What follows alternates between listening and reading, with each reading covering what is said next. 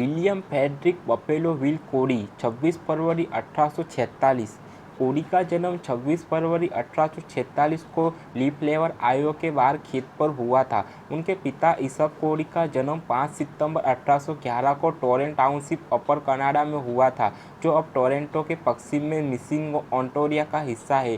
Bill की मां Mary on बोनसेल लेकोक का जन्म फिलाडेल्फिया के पास न्यू जर्सी में 1817 के आसपास हुआ था। वह स्कूल पढ़ने के लिए सिनसिनाटी चली गई और वहां इसका से मुलाकात की, शादी कर ली। वह जोसिया बर्टिंग के वंशज थे, जो अक्सर कैवर का था, पेंसिल्वेनिया में बस गई थी। बफेलो बिल को कवेरेक के रूप में उठाए जाने का संकेत देने के लिए कोई सबूत नहीं है। 1847 में यह जोड़ा 1847 में अपने बेटे को विलियम कोडी के रूप में पेल काउंटी, वर्तमान में पेल क्षेत्र जिसमें मिसिसिगॉग हिस्सा है, में डिक्सी यूनियन चैपल में बपतिस्मा दिया गया था। अपने पिता के परिवार के खेत से बहुत दूर नहीं है। चैपल कोडी पैसे के साथ बनाया गया था और भूमि को टोरंटो टाउनशिप के फिलिप कोडी द्वारा दान किया गया था। वे कई वर्षों तक ओंटारियो में रहते थे। कोडी के पिता इसहक ने मिसिसिपी नदी पर कन्यास में लीफलेवर आयोवा के पास अपने खेत में अपने परिवार को स्थानांतरित कर दिया, जहां उन्होंने किकापू इंडिया एजेंसी के पास एक व्यापारिक पद संचालित किया। उस समय कनायासा उन लोगों के बीच एक हिस्सा संग्रह में उलझा हुआ था जिन्होंने दस्तार का विरोध किया और इन्होंने इसका समर्थन किया। एक एंटी-स्लैरिया भाषण देने के दौरान इसहक को मारा गया था और वह अंततः 1857 में 3 साल बाद अपने दांव पर गिर गया। अपने परिवार का समर्थन करने के लिए कोडी पहले से ही रेसल मेजर और वेडर ट्रेन कंपनी के लिए 9 वर्ष की उम्र में काम करना शुरू कर दिया था, जहां उन्होंने बनाया एक घुड़सवार के रूप में अपने कौशल का उपयोग करे। 1857 में कोडी को एक महान अमेरिकी मारे जाने के बाद महान मैदानों में सबसे कम उम्र के भारतीय लड़ाकू के रूप में माना जाने लगा, जिसने कोडी काम कर रहे थे मवेशी अभियान पर हमला करने में मदद की। उसी मवेशी ड्राइवर पर कोडी ने युवा जंगली विधायक हिकॉक से मुलाकात की, जिसने एक लड़ाके कोडी में एक बूढ़े आदमी के साथ लड़ाई में हस्तक्षेप किया।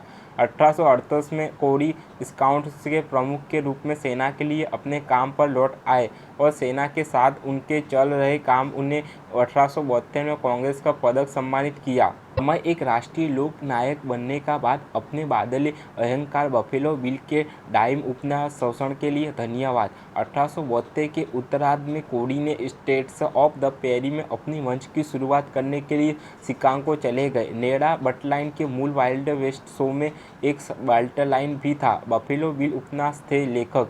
अगले वर्ष जंगली विधायक हिकॉक को शो में शामिल हो गया और टूक 10 साल तक दौर किया।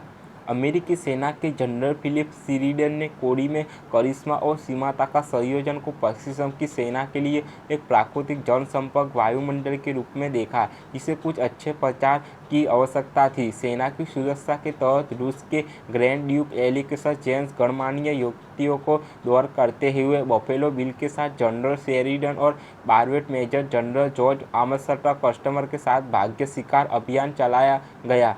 भ्रमण पूर्ण पैमाने पर मीडिया कार्यक्रम थे जो सैन्य और कोडी दोनों का ग्लैमराइज करते थे। इस समय के दौरान लुकादी कथा उद्योग ने सस्ती पत्रिकाओं का उत्पादन किया जो नायकों और खलनायकों के शोषण को रोमांटिक बनाते थे, जिन्होंने इन भड़काने वाले सच्चाइयों में से एक मुख्य आंकड़ा बफेलो बिल समेत मैदानी इलाकों में घूमते थे।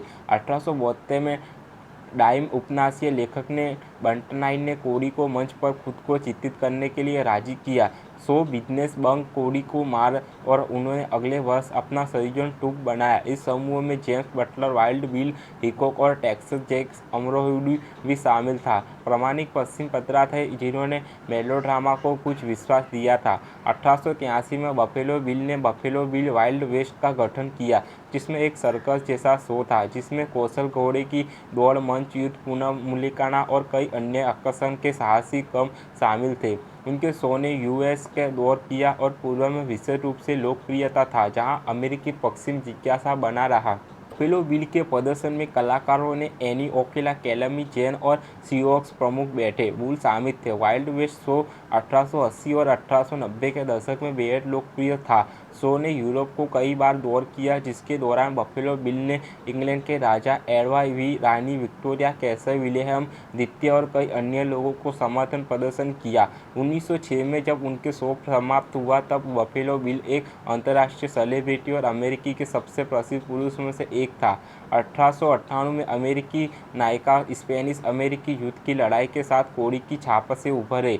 अपने व्यापार दायित्व और उद्धरता युग के बावजूद कोड़ी ने अपने प्रशंसकों से वादा किया कि वह स्पेन के साथ संघर्ष में लड़ेंगे। कोड़ी ने जनरल मिल्स के साथ अपने 2 घोड़ों को भेजा, जिन्होंने प्यूर्टो रिको को लेने के अभियान के दौरान उन्हें सवार किया। यह युद्ध प्रयास में कोड़ी एकमात्र और प्रत्यक्ष योगदान था। रोड राइडर्स के थियोडोर रूजवेल्ट की रेजिमेंट सफलतापूर्वक क्यूब में लड़ी। अमेरिकी रफ राइडर्स के एक नेता उभरे। एक राइडर मोनिकर की लोकप्रियता के बावजूद रूजवेल्ट ने कोड़ी द्वारा अपने मूल उपयोग को कभी स्वीकार नहीं किया। रूजवेल्ट ने सैन जुआन हिल की लड़ाई के जंगली प्रदर्शन में भाग लेने से इनकार कर दिया, भले ही उनकी कई पूर्व राइडर्स ने पूर्ण मूल्यांकन में प्रदर्शन किया।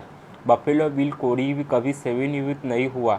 डेनवर में अपनी बहन के घर जाकर 10 जनवरी 1917 को उनकी मृत्यु हो गई। अपने अनुरोध से उन्हें डेनवर, कोलोराडो को पश्चिम में लुकआउट माउंटेन पर दफनाया गया, जो महान मैदानों को दिखता था। 4 साल बाद उनकी पत्नी लुइस को अपने पति के बगल में दफनाया गया था।